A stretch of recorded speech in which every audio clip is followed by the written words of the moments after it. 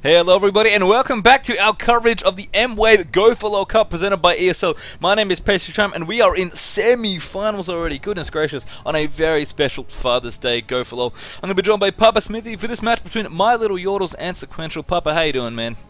Doing very well, and it's good to see some of these players who have been around. A lot of these players have been around the Aussie scene a long time, but with those constant team reshuffles, we have my little Yordles on the left, and the current iteration of Sequential Gaming on the right.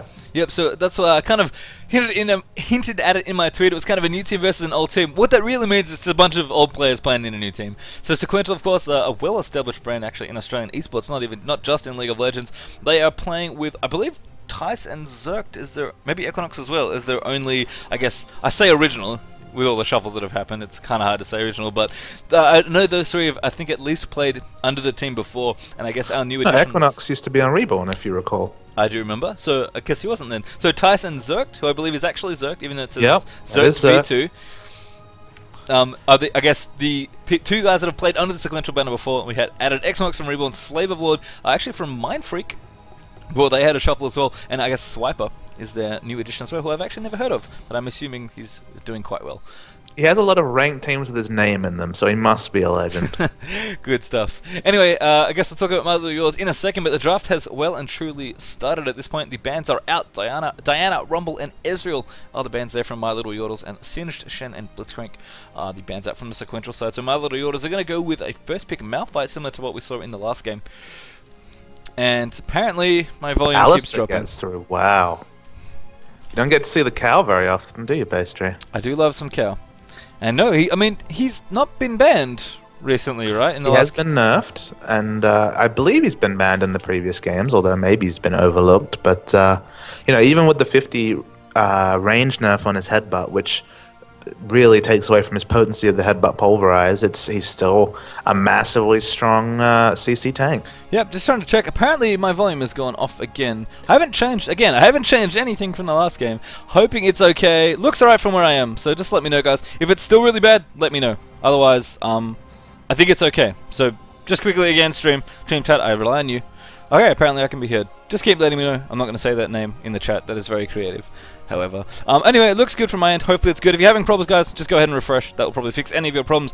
Moving on, we're going to have Alistar, as we've said, as well as Ari as the pickup there. And actually, Leona and Orianna, would you believe, are the next two pickups there for the My Little Yordles. And we always talk about the Malphite Orianna synergy potential, and that is some sort of CC wombo combo between those three picks there, Pastry. Malphite, Leona, and Orianna have so much CC and potential interplay with Orianna's ult. That's just that's scary. It's very, very scary, and always nice to see the combo come out as well. I'm actually trying to figure out, is Astrus will be piloting Orianna in the mid, if my knowledge of Astrus's previous position as AP mids on different teams is correct. I guess just to talk about it, I think every single name on the My Little Yordles team has been played in some fairly well-known Australian League of Legends. Elevate, of course, part of many, many teams, the most recent one being Mindfreak.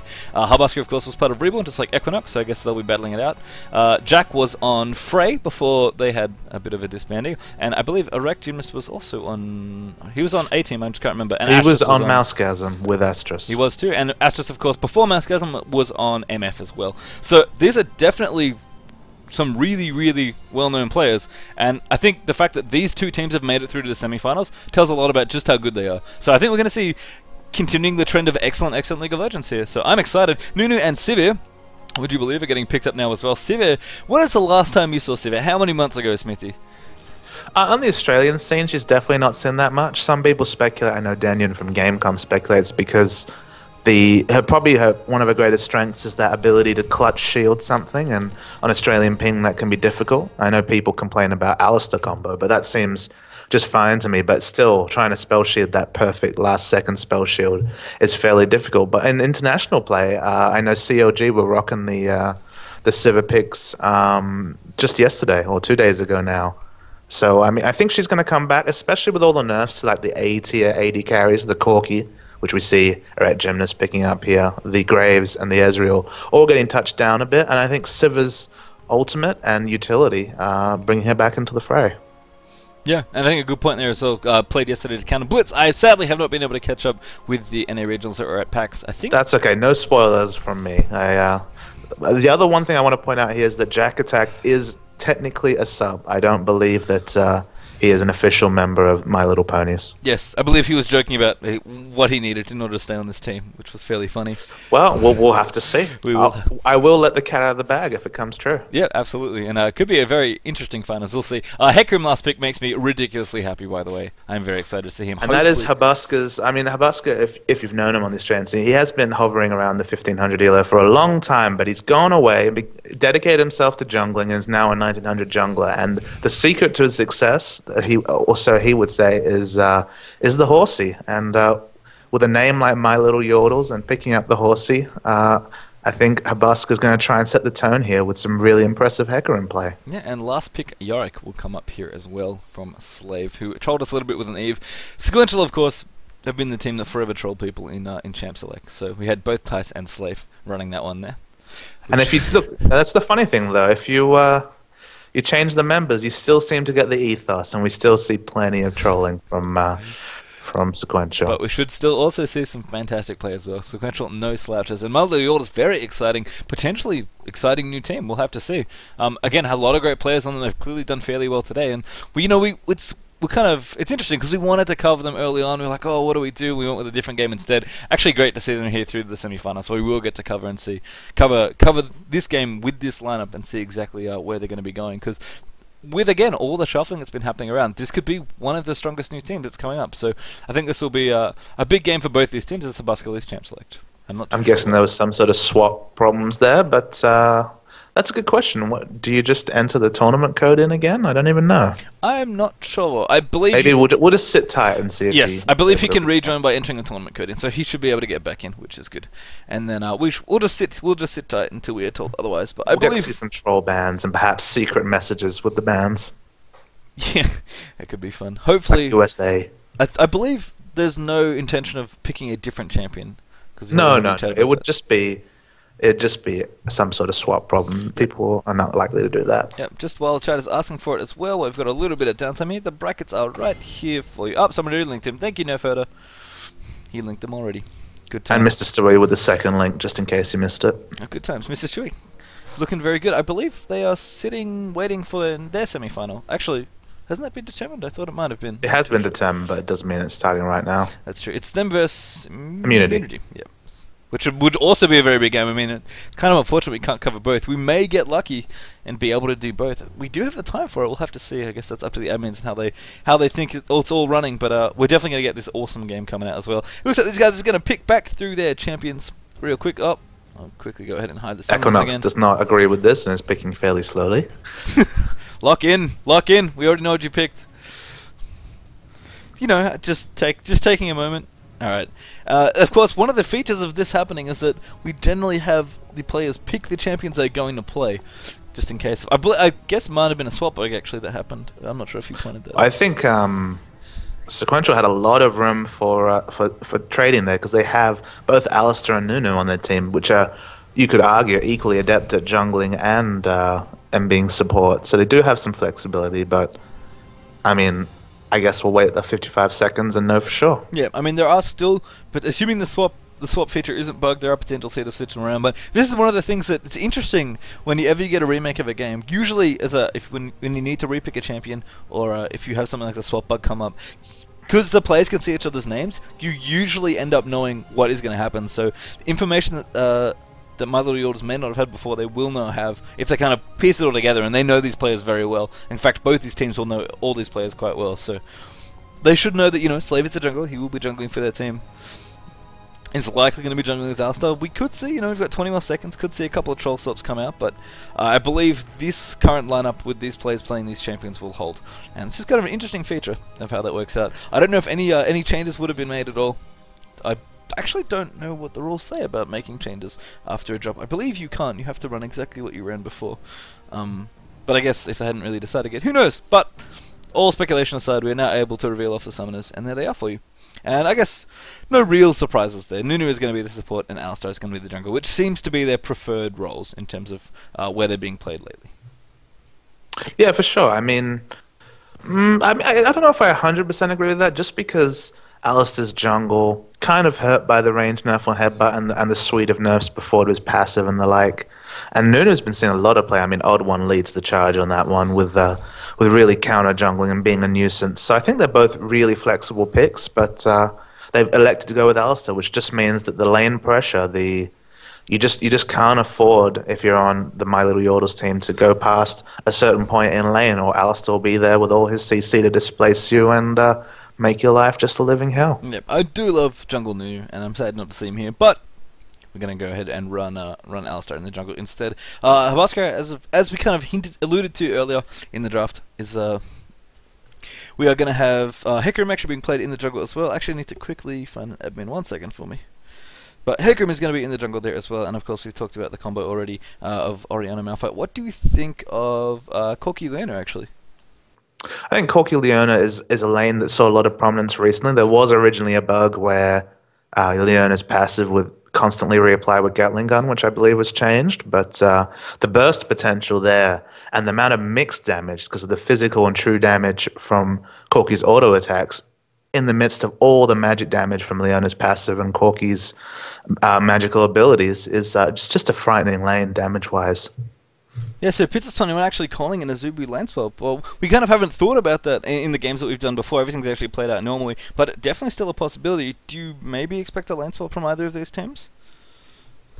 I mean, there's always that potential. I never really... and to be fair, I mean, Tice has teleport, so that opens some flexibility up there.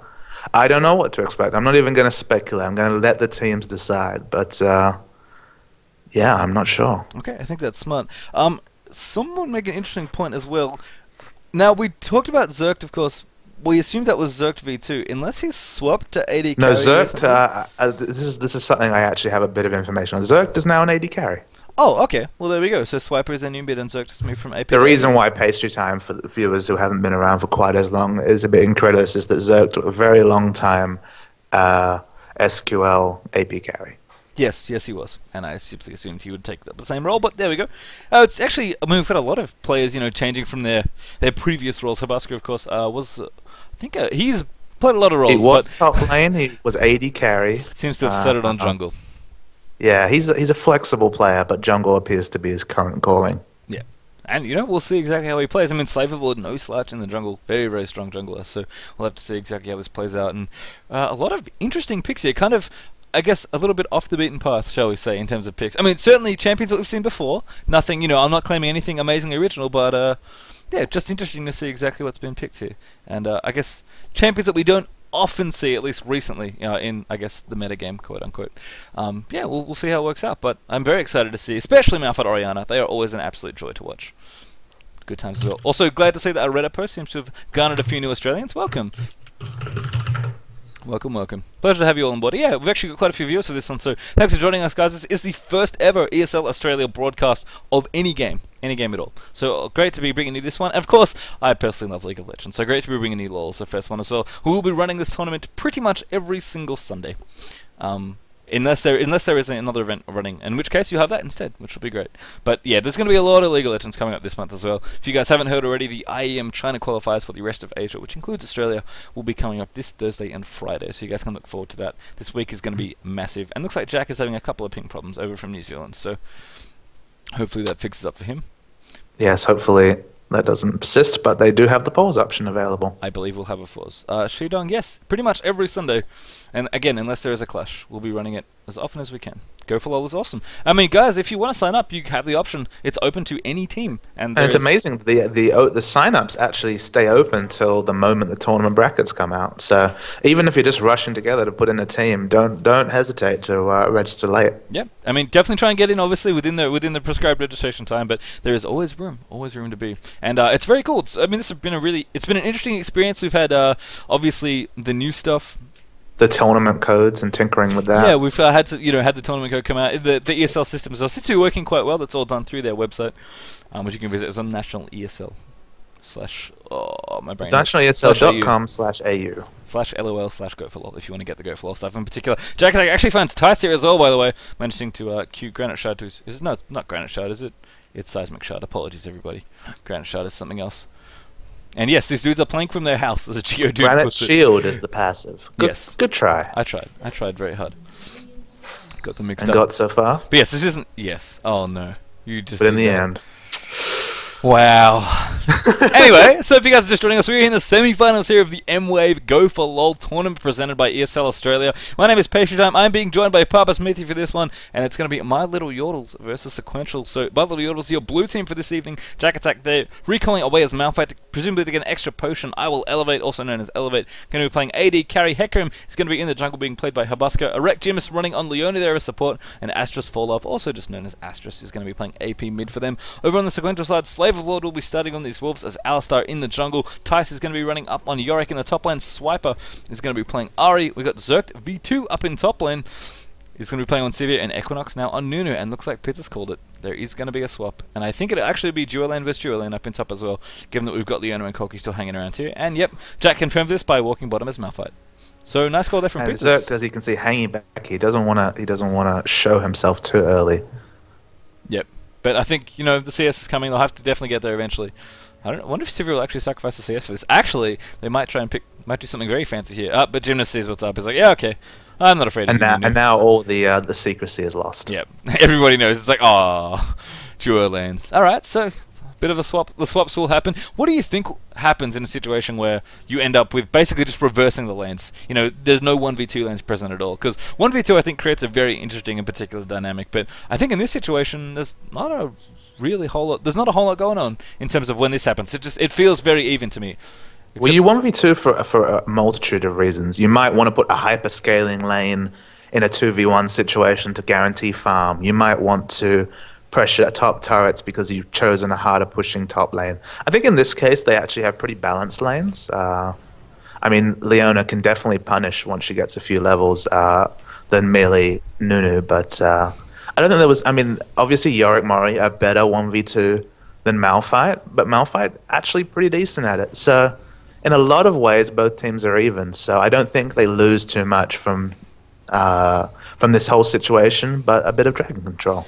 Yeah, and that's really the only thing at this point. I mean, it's one of those interesting mind games, I guess, that happens in draft now. It's that, you know, if you guess correctly that they're going 1v2, or, you know, 2 top, and then you make this with yourself, you kind of end up with the game just back on parity, unless you've really picked a lane to take advantage of an early push, and you do the aggressive pushing style where you push top and then try and get that and then go bot and kind of rotate continually with your push lane. We saw actually Immunity do that up against Killsteel Gaming. They played Lulu Graves, which is one of the most aggressive pushing lanes. But never mind, we're going to have Slave of Lord come up in top now, looking for a kill here as Alistar has the double off, has level 3. Looks like aggression down in bottom as well. Habuska coming down, clippity cloppity, the horse comes in, Tice down, quite a bit of trouble, may have to flash out of this one as well. The damage is fairly ridiculous at this point. Red buff slows him down there, and Alistar back up at top, fishing for a kill but can't quite find it. And early action there as the junglers gank opposite lanes, but no kill sadly, and first blood will still remain ungiven by either team. Yeah, and some flashes blown there. Leona had to get out. Alistar missed a flash pulverize, and Nunu's flash is down. But probably the significant one is that Tice's flash is down bottom against Jack Attack. It's going to have to be played very carefully in this 1v2 lane. Yep, and I mean, Hecarim's great as a jungler, as a ganker when you gank a long lane where someone is extended, and that kind of what happened on Tice there. He was just kind of caught out of position, couldn't do a whole lot, and of course has a teleport now as his only, I guess, only battle summoner, as we like to call it, and flash. Well, it's not a battle summoner. Well, of course not. So Malphite's going to have not only his flash up, but of course that ignite up as well, and flash was really the only tool that could help Yorick in those situations. So I think you're right, he's going to have to play fairly carefully. Other than that, it's really interesting, these lanes. Leona Corki is such a great lane. It has as we see Alistar come through for a drive-by gank on mid, but the headbutt just not...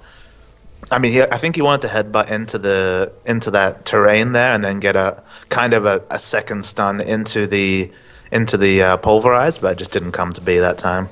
Yeah, I mean, you get a mini stun with a Alistar's headbutt. I think it extends slightly on terrain, but you actually get one at the end of headbutt anyway, so you can kind of get a little bit longer of a stun if you get them into the wall, but missed there from Slave of Lord, a bit unfortunate, and of course no flash to help him with that positioning. So it's going to be a bit of a failed gank, but I like the drive-by gank. That is again continued coining of new I mean, look, exciting Alistar a lot better at ganking than he is at farming the jungle, even with the AoE on his passive and Q, so why not? Yep, that's very, very true. I mean, of course, the problem is if you don't hit your ganks, then you can fall a little bit far behind. But we'll see. Slave coming back in as well on Alistar. Has his red buff up still as well. Got about a quarter of the duration left on that one as well. So we'll see. Looks like Elevate and Erection's actually playing pretty safely right now. There is a ward here that I think may have spotted him, but I thought he came down, not past that way. But looks like they know what's up, and yep, that ward did spot him. And in fact, they're going to recall as well. They've pushed up fairly aggressively here. They don't want to get caught by Alistar potentially. They're going to go back, presumably by a few more wards, and actually a Doran's Blade picked up there as well by Elevate, as well as finishing up his Berserker Grips. So that'll be a nice early advantage until Sivir goes back to shop herself. Yeah, and so we kind of have to see how this all shakes out. I mean, the Alistar pick guarantees that the ganking potential in SQL just is higher, just because Alistar is the king of jungle ganking. But it's been interesting to see how this all shakes out as we see Habaska trying to turn that around here. Yep, and they're swiping in a little bit of trouble there. Wraparound gank there from Habaska actually, but no, ult out there as a Spirit Rush will happen from Ahri. So, you know, this that slippery nine-tailed fox. She's very, very slippery. It's kind of funny in this situation because there's a fairly decent amount of ganking potential for a lot of these guys. Actually, I think Tice is in a world of hurt right now. And I think Jack is doing a nice job baiting here. Probably has enough mana for Unstoppable Force. It'll be close though. Basket coming in. There's a great pushback there using the Devastating Charge. And now the damage is coming out as well. Slave is coming here as well. Jack is actually no mana. And Habaska is kind of left to do the rest of the damage. Tice running all the way around the ridge here. Just trying to do as much trolling as he can. Jack very low so could actually find himself sandwiched here between a few too many people. But everybody will still get out safely. And no first blood conceded. We're approaching the 7.5 minute mark. Lots of really good attempts here. But I think a bit unfortunate that Malphite didn't have enough mana there. Because I think that was probably a short kill if he had a little bit more to use his ultimate as well.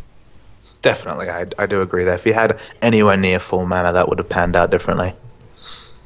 Yeah, I think so as well. Anyway, over in mid, Ahri's going to stay here. It's actually as we see Yorick teleporting up top, so I guess the lane swap is on. Yep. So, alright. Tice is like, you know what, I wasn't having a whole lot of fun down there. And oh man, the damage comes out. Tice is greeted into the lane with a face full of burst there as Zenith Blade comes in, followed up by Phosphorus Bomb there. So that was not the introduction that he wanted to this lane, but he is... Nice to meet you. Here's your half health. Yep. He is, to be fair, he's actually up on levels right now on these two champions, so that will give him, I guess, a small advantage here at this point. But once the owner ultimate comes in, if Tice kind of puts a foot out of the lane, he's going to find himself in a bit of trouble. Though a nice harass there onto Corki, who has the Valkyrie out of that one as well.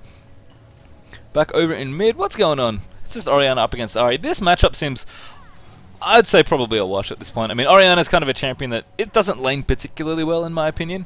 She's just, you kind of just want to make sure you get farm on her and you use her stellar teamfight ability. And Ahri, of course, can be fairly aggressive, but it seems to have been a fairly passive mid lane at this point.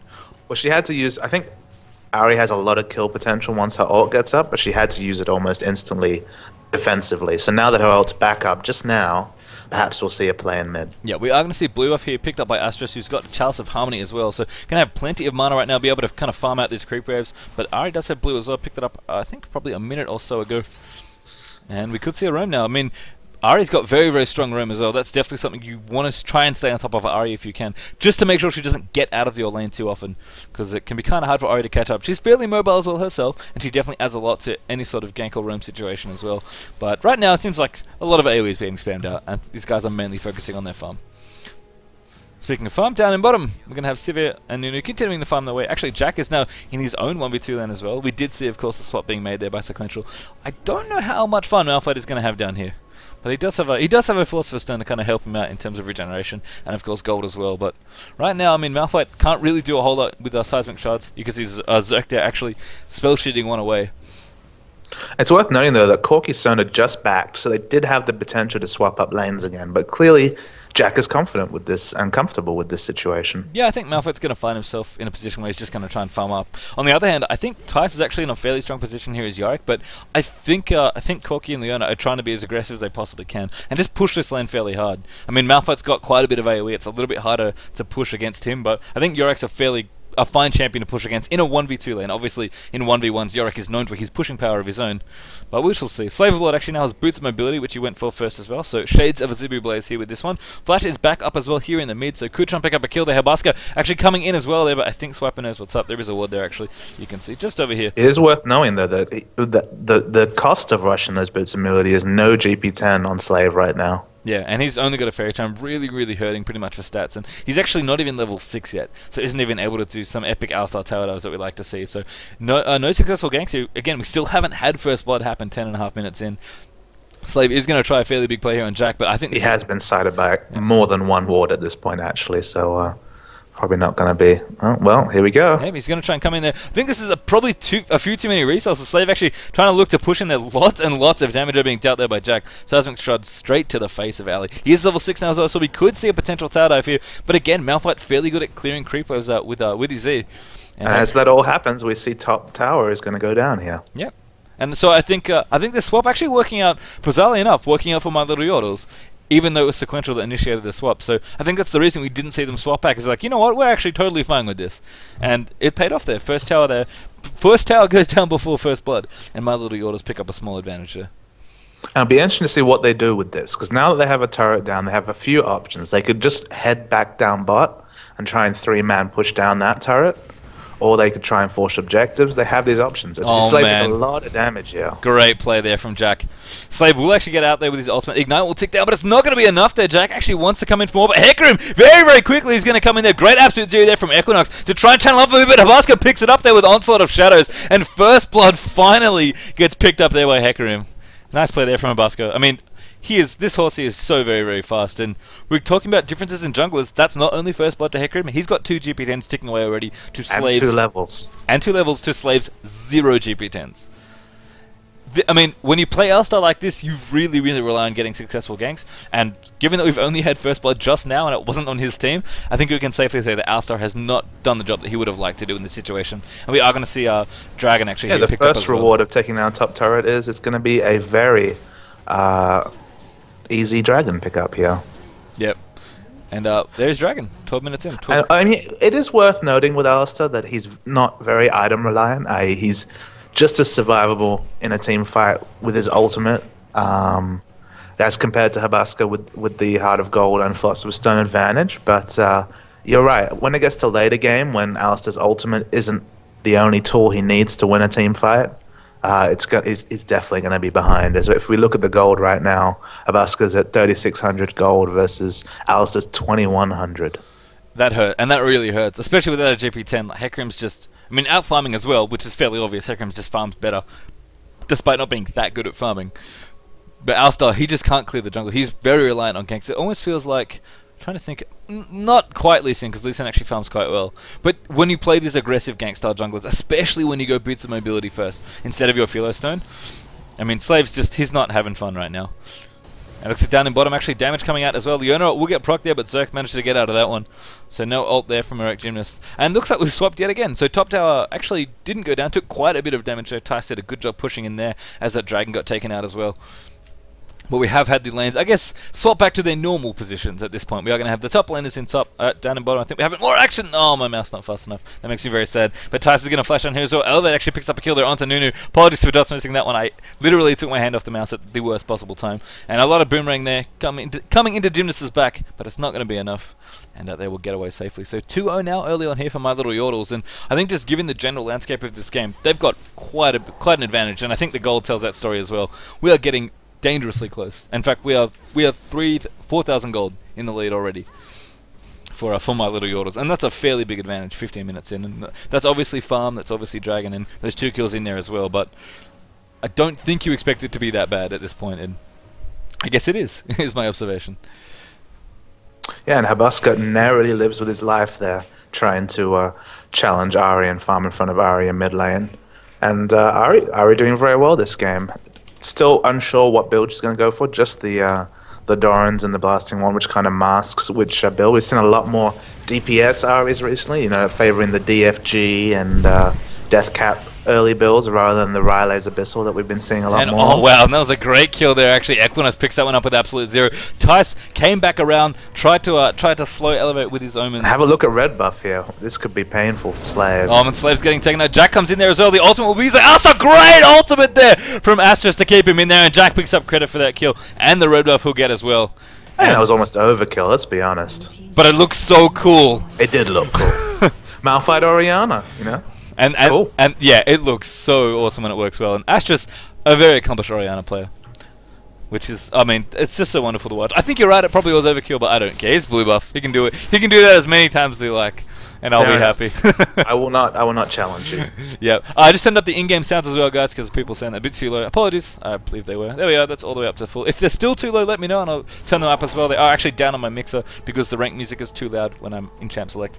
But if you need me to turn them up, let me know, I'll do that for you. But I've just So jacked them now up a bit. Alistair's gone. He's finished his Philosopher's Stone, but he is picking up the Oracle's Elixir. So, I mean, he has cemented the fact that he will never be anywhere near the gold level of Hecarim here. Even with some successful ganks, being a full GP10 behind, ostensibly for the whole game, he's going to be wanting for gold here.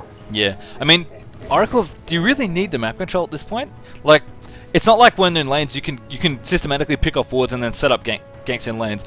This game's open. Both bottom and top tower respectively have gone down. There's not really a whole lot of room for Ali to move unless he commits to full-on roaming, and I think that's going to hurt him even more. Like, it's...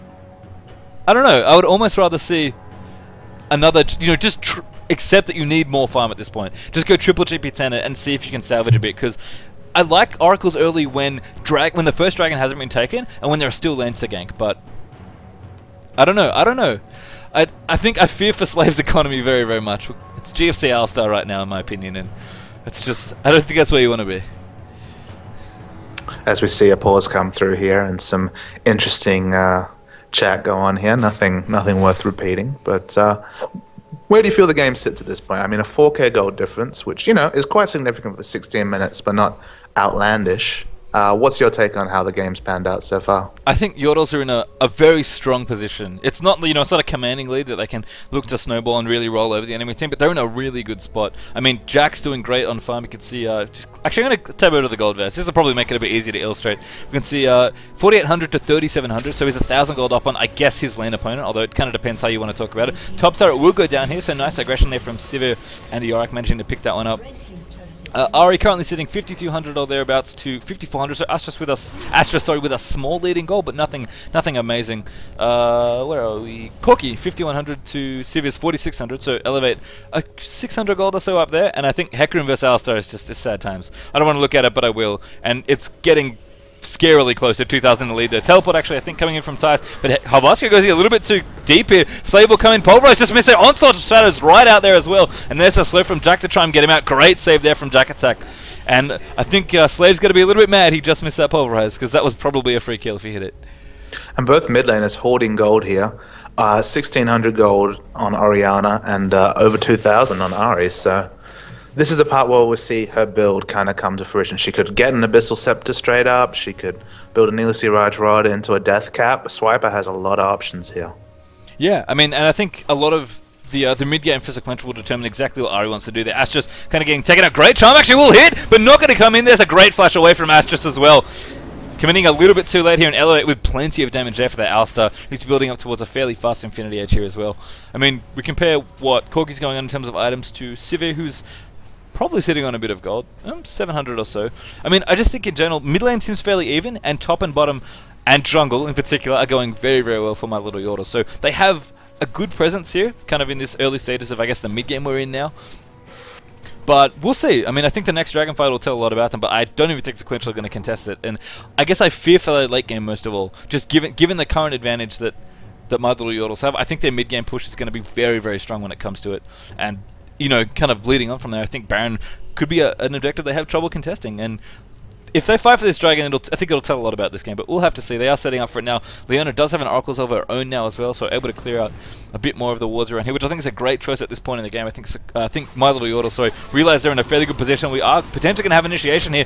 Blue buff is going to be contested now as well. We'll see if anyone wants to use a smite for it, and I think Alistar did, I believe, use his smite. Yes, so Slave will pick up smite, will use his smite there, but forcing that smite actually leaves Hecarim's smite up for dragon. So an interesting trade, I guess, from Sequential, and they essentially trade blue for dragon, and as predicted, Sequential just aren't even going to touch it. They don't want to go near it at all. I think it's worth pointing out to the viewers here the cost of Swiper's play here. Now, Swiper's played very well. He's CS'd well, but he has 2,400 gold in the bank, whereas Orianna just freshly shopped. And what that means is they are going to lose this fight. Yeah, Slave gets absolutely eaten. Speaking of losing a fight, the Papa the Prophet picks it there as Jack goes in as well. Yordles got used off as well, but Gymnast is cutting on nicely. Elevate in a great position as well. Tice now getting rear-ended, by Elevate as Jack picks that one up as well. Onside of Shadow comes out. Gymnast may fall. Don't want to lose the Oracles, but Equinox flash and snowballs forward to get it. But I think it's gonna cost him his life now as well. And we're gonna have everybody but Zerk from Sequential die as well. Even goes in the tower range. The Seismic Shark comes out as well. There's more than enough slows. Orianna ult just for style, I think, at the end there.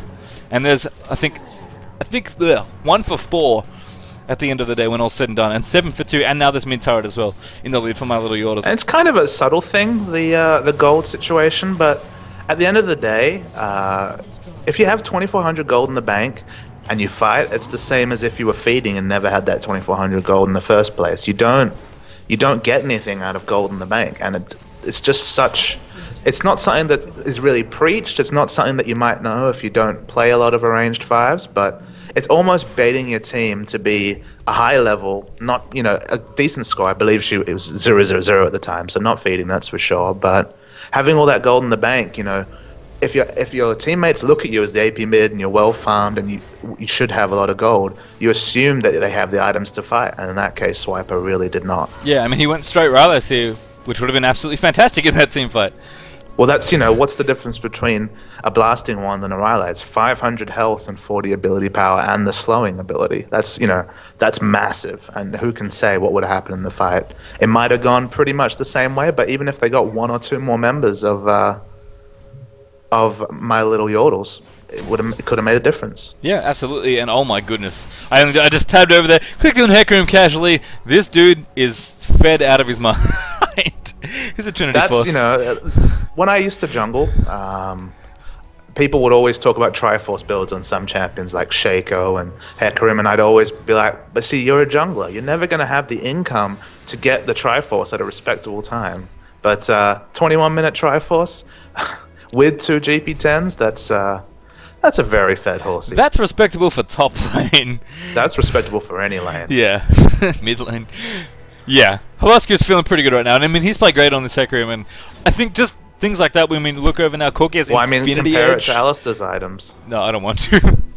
That's his ostensibly his matchup. Yeah, I mean, that's true, and he's going for wards. I mean, it's 2 GP10s versus 2 GP10s and a Trinity Force, which, if you want to think about it in raw gold, that's the most expensive item in the game, 4,070 gold. Yeah.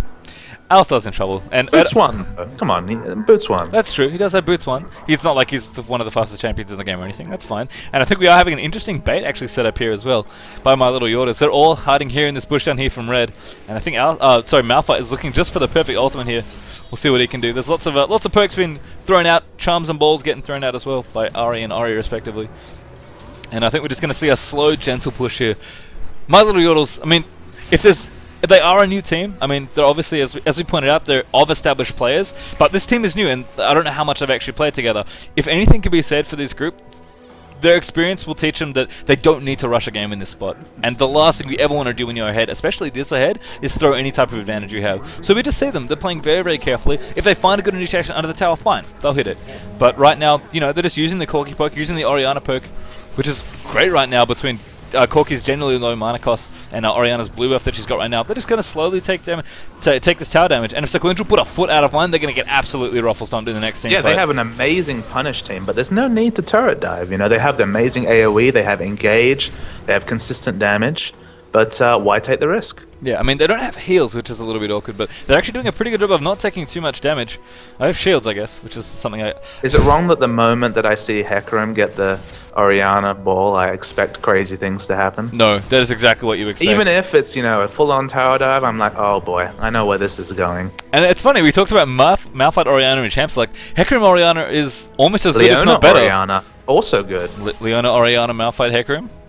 Yeah. I mean, hell, you could put the ball on Corki and have him initiate. Why not?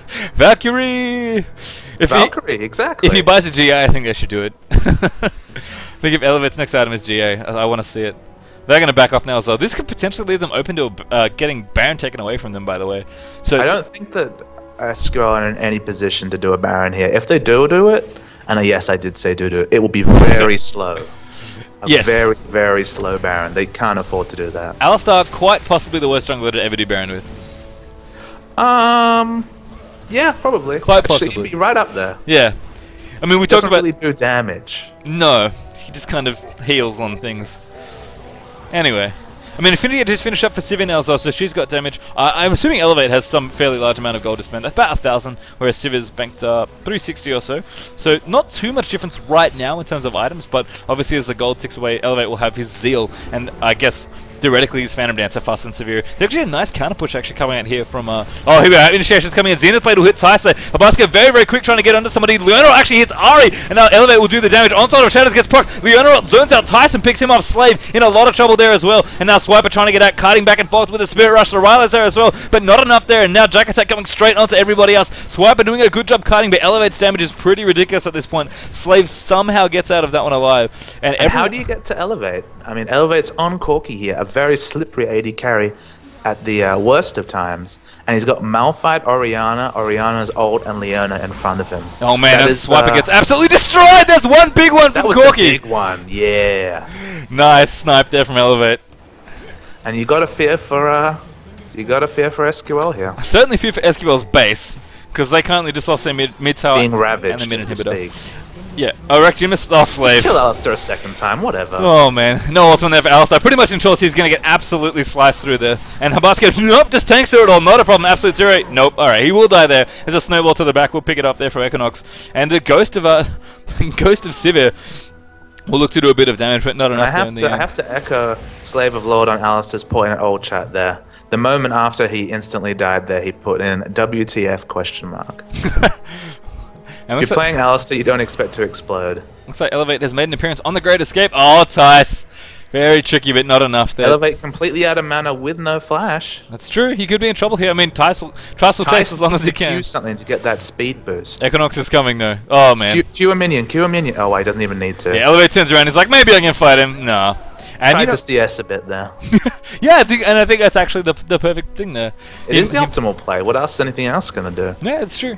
So Elevate, picks up a few CS before he dies. He'd been kind of trapped there. If Tice didn't get him, then Equinox or Nunu was probably going to get him at that point. But, he did what he could. Tice did actually have to use his teleport as well to pick up that kill.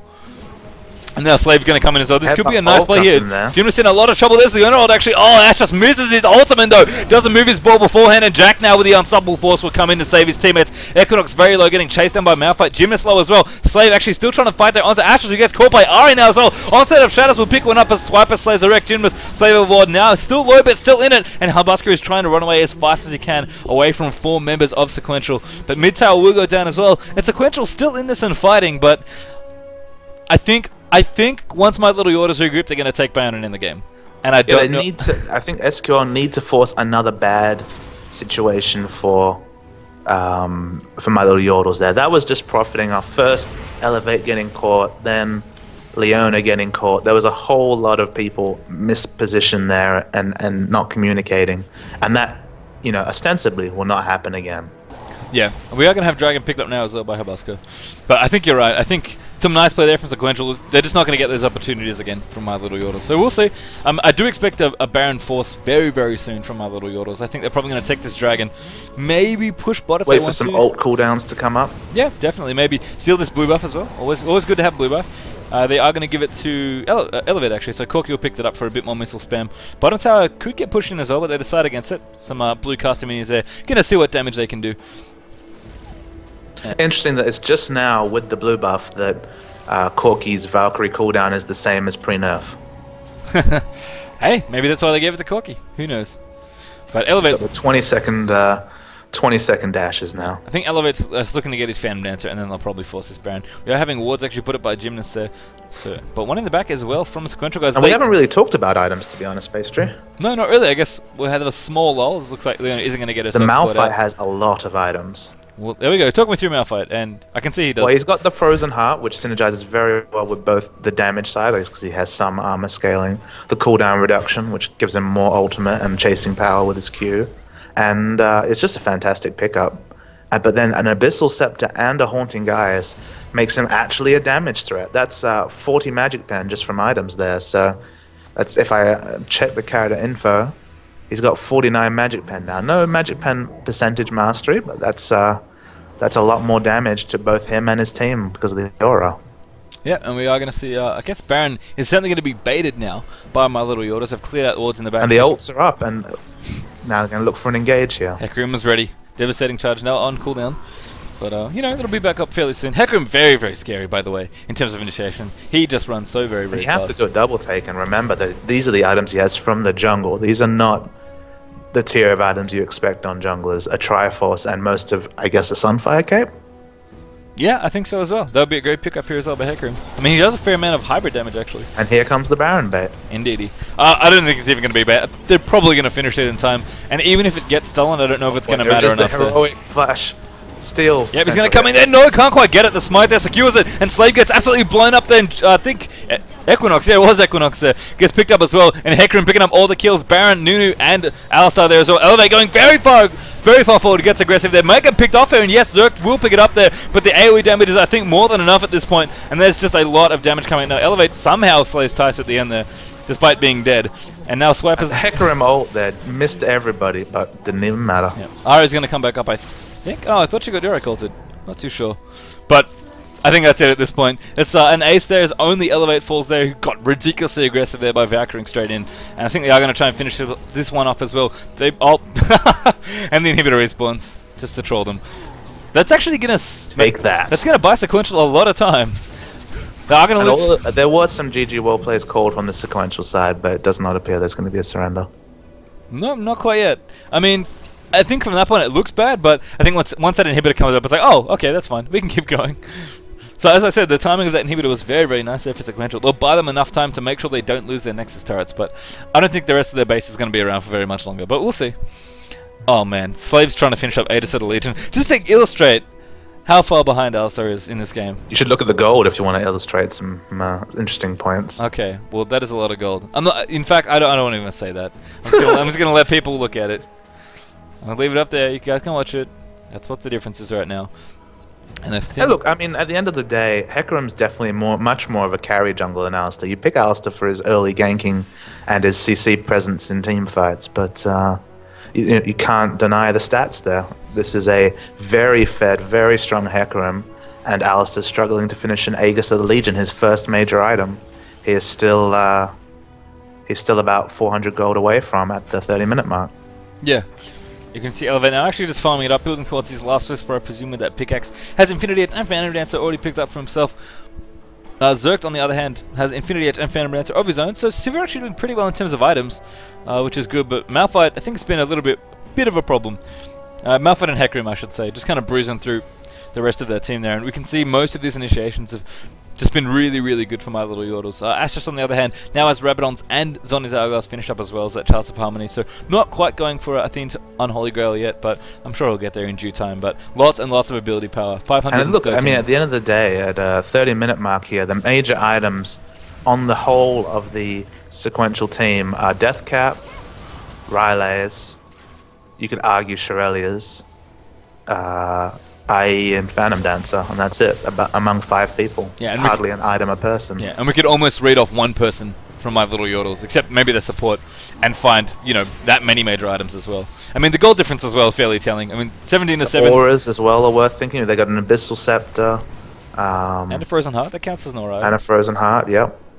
They got a lot of auras going. They've got everything. Yeah, absolutely. And now they're going to try and turn this Baron into, I presume, a win at this point. Middle inhibitor, of course, pushing in, but this bottom tower, I don't think it's long for this world right now. And Jim just goes straight in, actually finds that onto Ari. Elevate comes in as well, trying to fight off Sivir. Oh, sorry, Equinox. But the rest of the team, I think, is cleaning up for him as Nunu tries to peel him off there. Wombo combo. Malphite and Orianna team up there for that one. Swiper still alive with the Yorick hold on, doing a fair amount of damage, but probably not going to be enough. Not even Leona is dead. And Elevate. Elevate for a full ace is pretty good sign that you're Slave is actually still alive, trying to chase down Elevate. Oh, my bad. But he Valkyries away. And Tice is alive as well. Jack actually... Well, I can't even read. I can't even look at icons, apparently. Oh, well. So there's one more kill. And Slave, I think he's going to get killed. Yeah, Hecarim's going to clean him up. And the Elevate picks up the ace there. So there you are, Smithy. There's your ace. And I think the rest of Sequential's base is in more than a little bit of trouble at this point. That's one next to start. I think this is going to be 2. And I think the good game well played is well-deserved here of my little Yordles, who I have to say... put on quite the show here up against Sequential. For a new team with a substitute top laner, 22 to 7, convincing win over SQL. Well played. Yeah, I mean, and you know, we say that My Little Yordles was a new team. They are a newly formed team. Sequential, this is a new Yep, that's lineup a for good them as point. well, which is a good thing to point out. I mean, both these teams kind of still going through the growing pains of learning the synergy with their team, the chemistry, just playing together, trying to improve both on an individual and for a team level. So it's great to see both these teams looking fairly strong and getting to this point. I think in this tournament as well is shows that they have lots of potential basically. But in the end, My Little Yordles looking really, really good. And they will take it there up against Sequential. Anyway, I believe we are up to. I'm actually trying to figure out. We are either going to our other semi-final, depending on where they're up to. I'm not too sure. I'm not too sure on them. Let's investigate the IM situation. They're in Champion Select. Okay, So I'm guessing we can just jump straight to it. I think we probably should do that. I'm going to quickly do a quick outro for the VOD. So thanks, guys. We'll be back very, very soon shortly with hopefully our second semi-final. Stay tuned. Hopefully we'll be bringing you Immunity versus, I believe, MIS Consulting. Anyway, guys, we'll be jumping into that very, very shortly. Stay tuned.